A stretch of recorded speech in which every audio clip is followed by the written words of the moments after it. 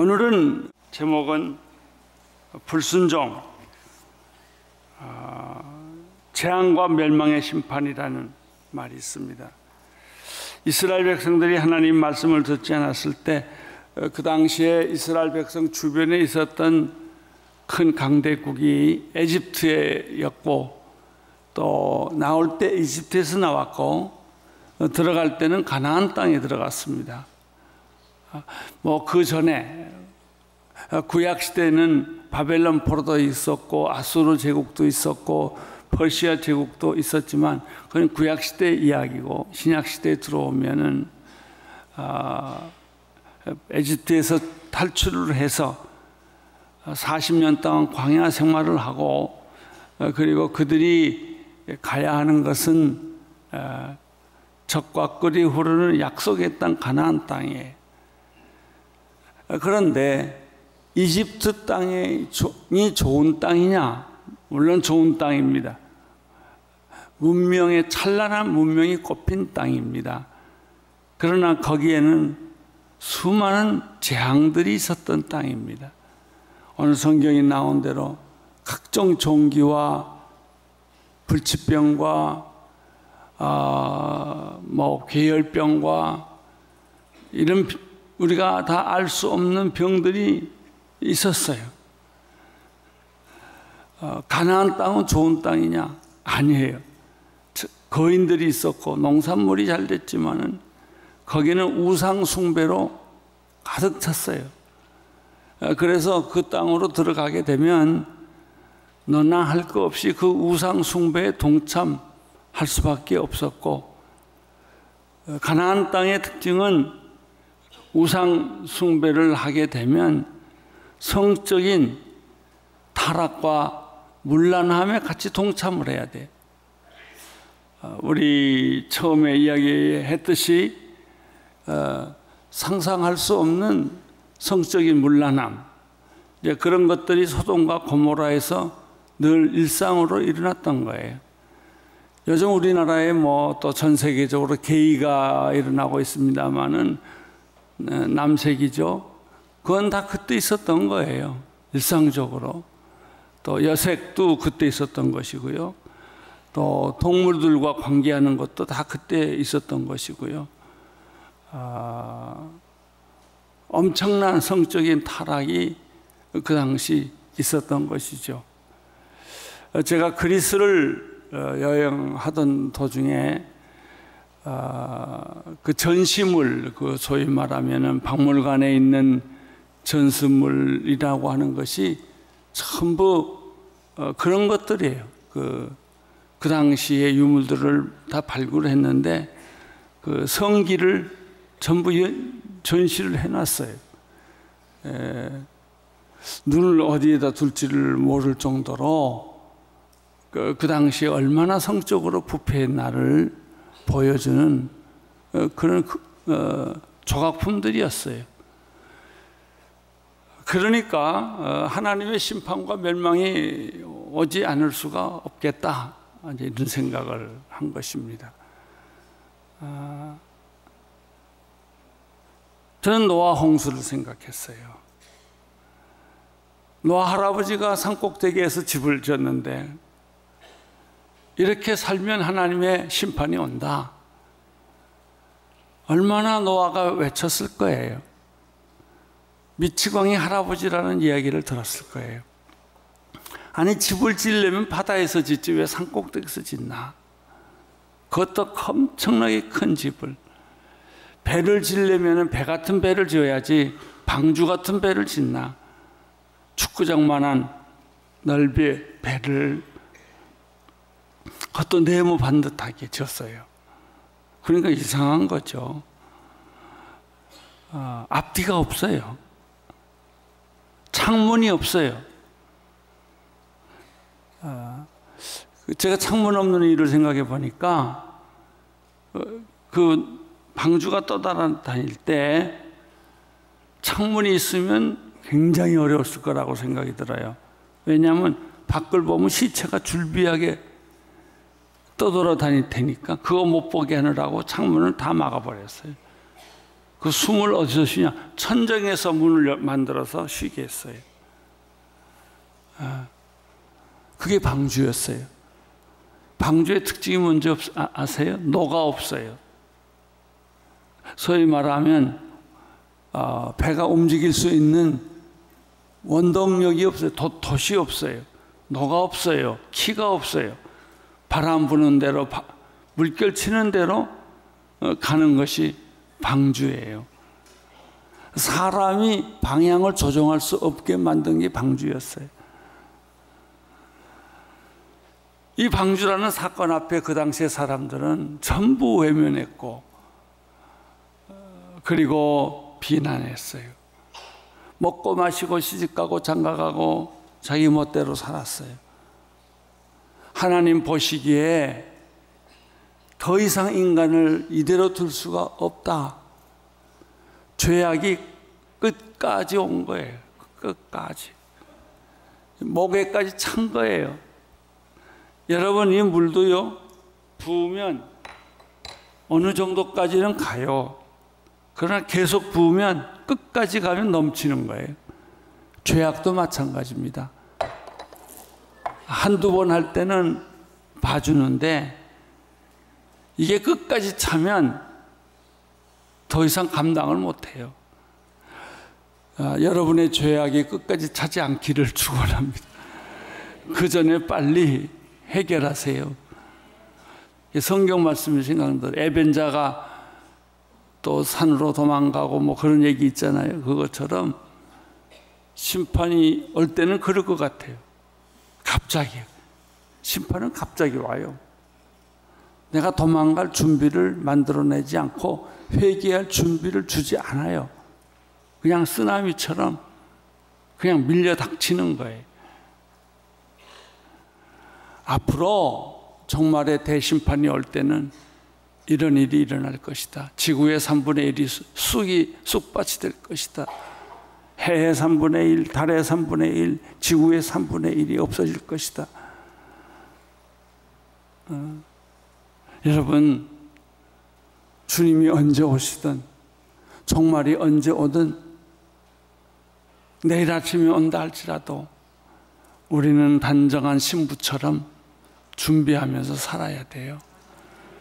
아멘. 주 예수여 오시옵소서.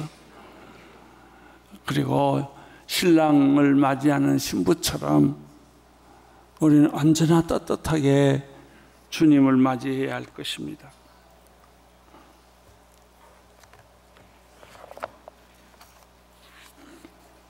(58절) 읽어주십시오. 시작.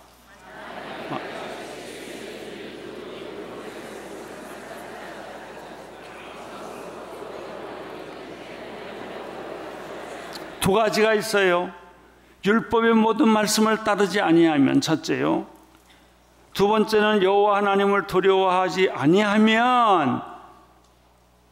이걸 반대로 말하면 이런 얘기예요. 율법의 모든 말씀을 따르면 너는 축복을 받고 여호와의 하나님을 두려워하면 너는 축복을 받는다. 반대로. 율법의 모든 말씀. 저는 요즘 이 신명기를 읽으면서 생각해요. 적당히 믿지.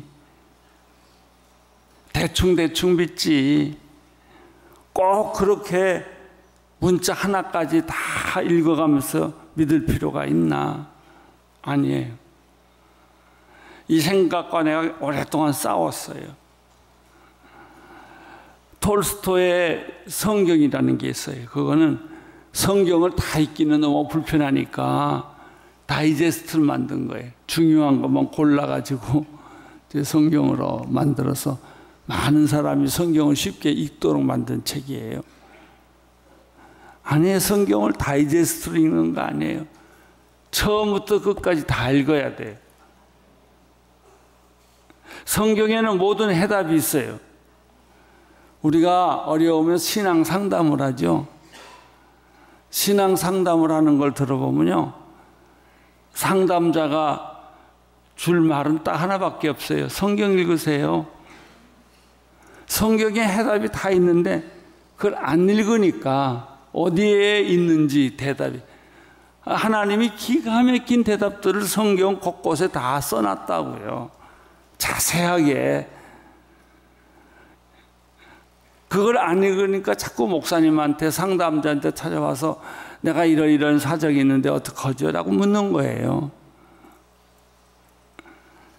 성경에 다 있어요. 자세하게 있어요. 여러분, 텔레비전이나 무슨 레코드나 기계를 사면 그 옆에 뭐가 따라와요? 설명서가 따라와요. 급해서 설명서 읽지 않고 바로 기계를 만지면 고장나기 쉬워요. 설명서를 잘 읽어야 하는 것처럼 하나님이 인간이라는 기계를 만들 때, 인간이라는 이 존재를 만들 때 인간을 잘 조종할 수 있는 설명서를 하나 붙여줬어요. 그게 성경이에요. 이 성경을 읽으면 어떻게 살고 어떻게 움직이고 무엇을 해야 하고 무엇을 하지 않아야 할 것을 잘 성경은 썼어요. 그대로 살면 돼요. 매뉴얼대로 하면 기계는 잘 움직인다고요. 근데 자기 식대로 움직이면 기계는 고장나는 거예요. 마찬가지죠. 그 뒤에 얘기는 내가 이 한 성경 구절에만 시간을 보내서 쓰고 그 뒤에는 잘 안 읽으려고 그러는 게 다 똑같아서 어저께 한 얘기나 그저께 한 얘기나 그저께 한 얘기나 똑같아요. 왜 지면 낭비하기 위해서 똑같은 얘기를 왜 이렇게 반복해서 할까? 아멘. 여기에 의미가 있어요. 우리는 반복해서 들어야 돼요. 지겹게 들어야 돼요. 싫어도 들어야 돼요. 이게 우리에게 약이에요. 선악 갖다 먹지 말라고 하나님이 그렇게 얘기를 했는데 결국은 따먹었잖아요. 그게 간단한 성경에는 간단하게 기록됐지만 간단한 사건인 것 같아 보이지만은 인류 대대로 죄악이 그 한 사건 때문에 인류가 전체적으로 심판을 받게 됐단 말이죠. 지금 이 말씀도 그래요. 너무 촌스럽고 너무 현대에 맞지 않고 다 세상 사람들은 그렇게 사는데 내가 요즘 많이 화가 나는 것 중에 하나는 나를 잡아가도 나는 할 말 할 수 없어요. 개의 안 돼요. 개의 수도해야 돼요. 나는 개의하고 토론 많이 해봤어요. 낙태 안 돼요.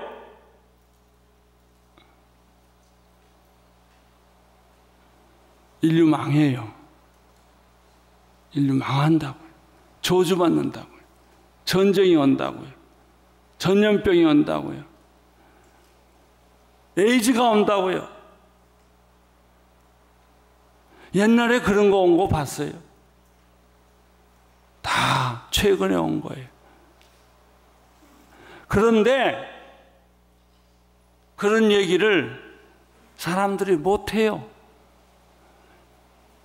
게이 하는 사람들,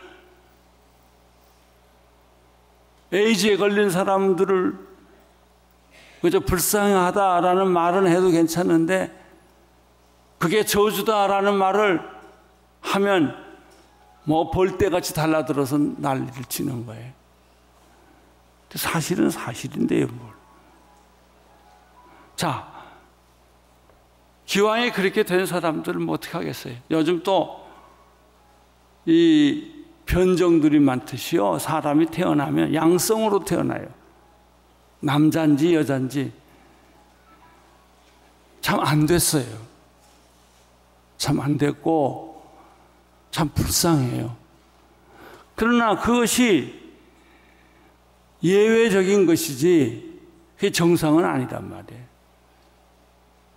그러니까 예외는 예외대로 우리가 존경해주고 이해해 주는 것은 괜찮지만 그걸 정상화시키는 건 안 돼요. 게이하는 사람들 보면요, 다 직업이 굉장히 상류층이에요. 의사, 변호사 이런 사람들이에요. 그리고 생활이 깨끗해요. 게이 집에 가보면요, 그 집어 들어가 볼 때 깨끗한 집은, 아, 이건 게이 집이구나 딱 알 수 있어요.